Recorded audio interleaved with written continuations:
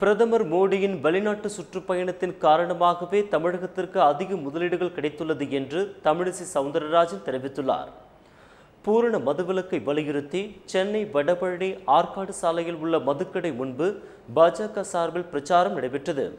இதில் கலந்து கொண்டு பேசிய தமிழக பாஜக தலைவர் தமிழிசை சவுந்தரராஜன், உலக முதலீட்டாளர்கள் மாநாடு மூலம் தமிழகத்திற்கு 1 லட்சம் கோடி ரூபாய் உறுதி செய்யப்பட்டுள்ள நிலையில் தமிழகத்தின் அனைத்து மதுபான கடைகளையும் மூட வேண்டும் என்று கோரிக்கை விடுத்தார். பிரதமர் மோடியின் வெளிநாட்டு சுற்றுப்பயணத்தின் காரணமாகவே தமிழகத்திற்கு அதிக முதலீடுகள் கிடைத்துள்ளதாக அவர் கூறினார்.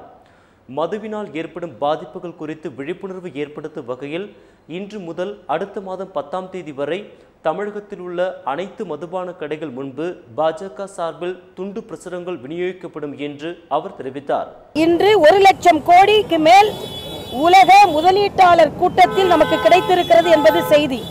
ஆக பொருளாதாரத்திற்காக இனிமேல் டாஸ்மாக் நடத்தப்பட வேண்டாம். ஆக்கப்பூர்வமான பொருளாதாரம் தமிழகத்திற்கு போதும்.